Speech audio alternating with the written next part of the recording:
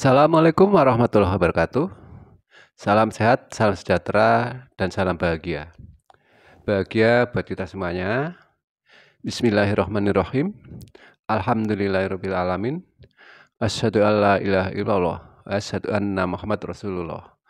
Allahumma sholli wa sallim ala Sayyidina Muhammad wa ala ali Sayyidina Muhammad. Sahabat yang dirahmati Allah, yuk bantu bagikan video ini sebagai amal jariah.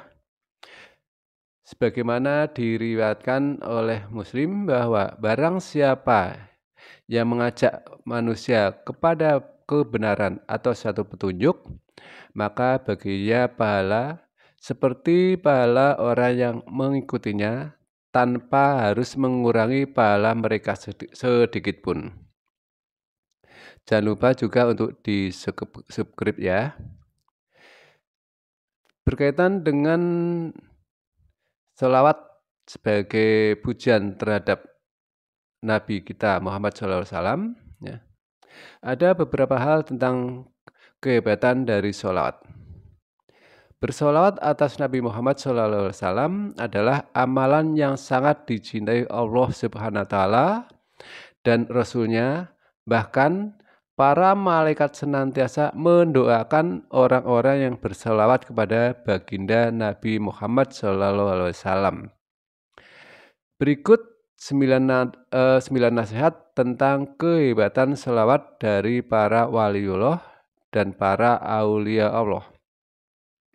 Yang pertama, menurut Imam Abul Hasan Asy-Syadzili, di akhir zaman tidak ada amalan yang lebih baik daripada bersolawat kepada Rasulullah Shallallahu Alaihi Wasallam.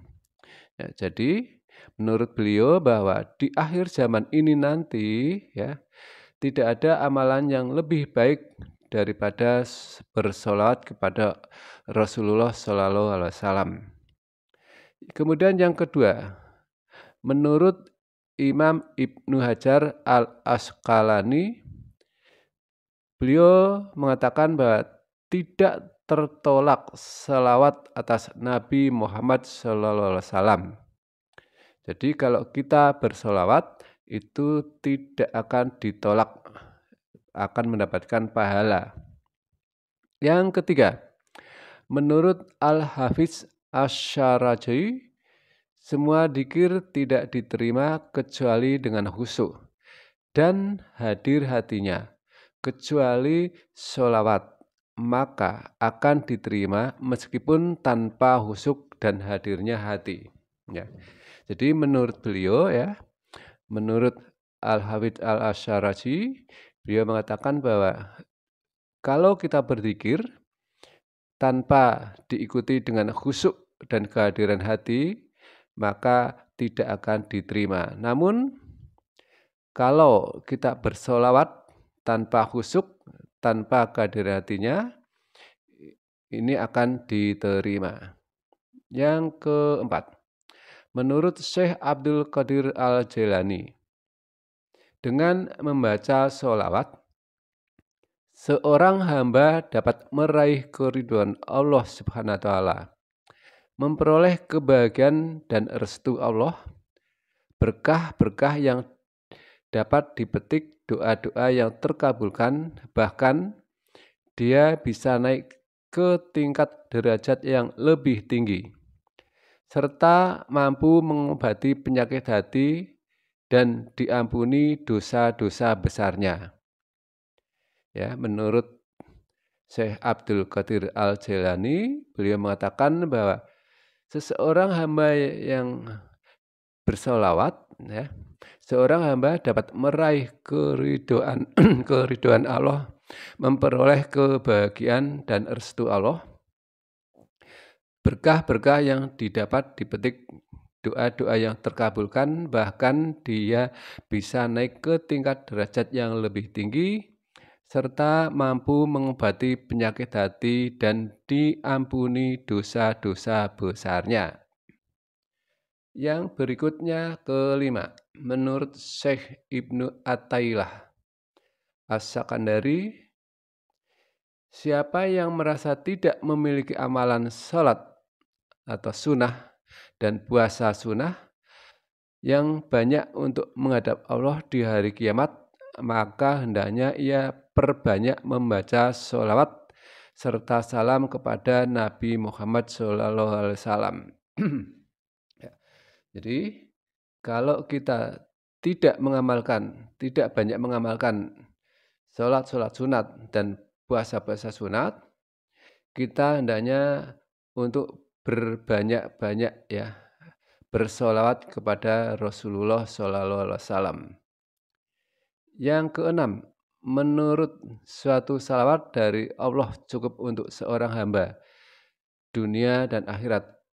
Al-Qutb Al-Amam Al-Habib Abdullah bin Alwi Al-Haddad. Kemudian menurut As-Sayyid Muhammad bin Alwi Al-Maliki, jangan tinggalkan membaca sholawat kepada Rasulullah SAW karena bacaan sholawat itu merupakan kunci segala kebaikan dan pintu segala keutamaan untuk agama, dunia, dan akhirat. Diulangi lagi ya. Menurut As-Sayyid Muhammad bin Alwi Al-Maliki ya, bahwa membaca sholawat kepada Rasulullah SAW ya, itu adalah sebagai kunci dari segala kebaikan dan pintu dari segala keutamaan untuk agama, dunia, dan akhirat. Yang ke-8, menurut Syekh Kiai Muhammad Zaini Abdul Ghani, orang yang membaca sholawat maka ia akan merasakan surganya dunia sebelum merasakan surganya akhirat. Dan sholawat itu penerang hati. Ya. Jadi menurut Syekh Kiai Muhammad Zaini Abdul Ghani bahwa orang yang bersolawat itu akan menikmati surga di dunia sebelum merasakan nikmatnya surga di akhirat.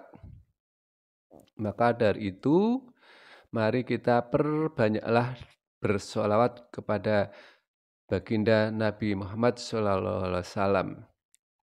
Yang ke-9, menurut Maulana Syekh Muhammad Zainuddin Abdul Majid Al-Anfanani Al-Masyhur, zaman sekarang, zaman mukarat, memerlukan banyak bacaan sholawat, membaca Quran, zikir, dan taubat, mengingat Tuhan setiap saat. Rasulullah SAW bersabda, siapa yang membaca sholawat atasku 1 kali, maka Allah Ta'ala akan bersolawat memberikan rahmat untuknya 10 kali.